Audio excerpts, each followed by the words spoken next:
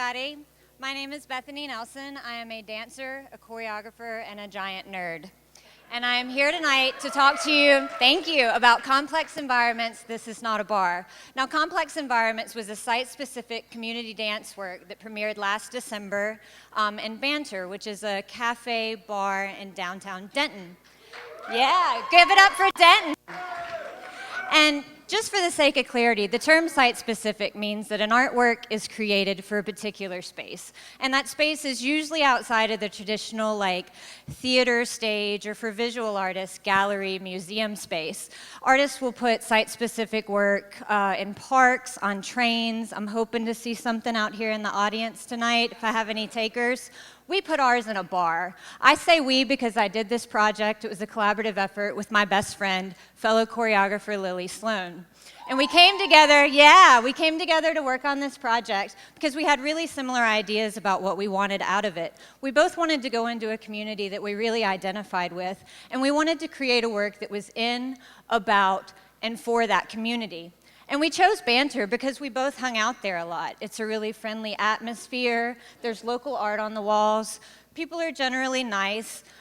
You go in, and people will be up front listening to live music, and people in the back will be studying and working on their laptops. We just knew it was the place for us.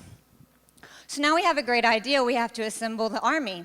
This is our cast. We gathered a bunch of great performers, Melissa Watt, Jose Zamora, Juan Pablo Montes, Nadia Lazansky, and an awesome musician, John Osborne.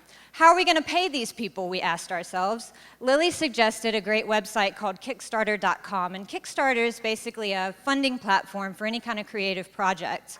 And it works on this all-or-nothing funding method where if your project isn't fully funded, no money ever changes hands. So we created a Kickstarter project, and people could back us, and they would receive some kind of incentive in return. Ultimately, we reached our fundraising goal and could go forward with the project. So we've got a great idea, a great space to do it, an awesome cast, and a little money to make it happen. But how do you make a work that's in, about, and for a community? Well, you gotta go there first.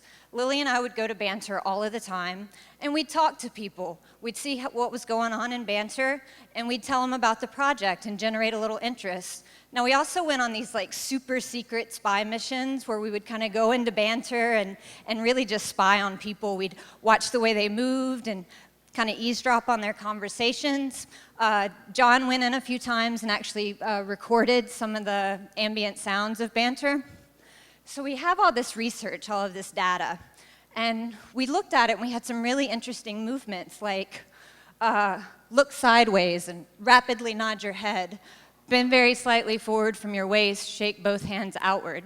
And then we would layer that on top of interesting pieces of text that we heard, like, can I get the turkey and Swiss with no tomato? And what's with the mustache?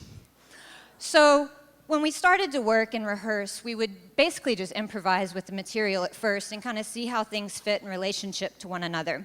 Then the work slowly started to take on a structure.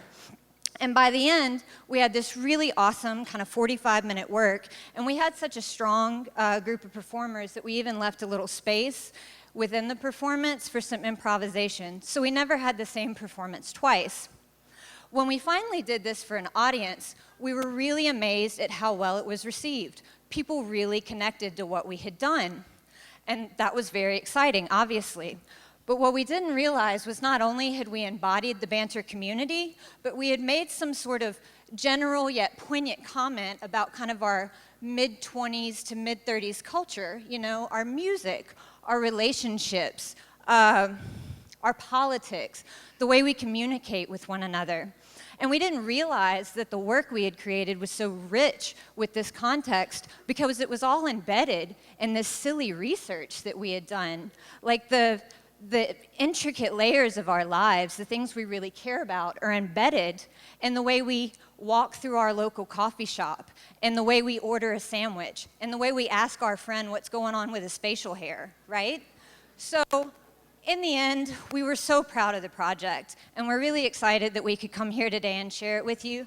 Lily's out in the audience, as well as Melissa, and our musician, John. And we're really grateful we could come here and talk to you about it. If you want to know more about how we did our fundraising, you can go to Kickstarter.com, search Bethany and Lily. If you want to see kind of an abbreviated version of the performance, go to YouTube.com, search Complex Environment. Big up for Denton. Thank you, Dallas.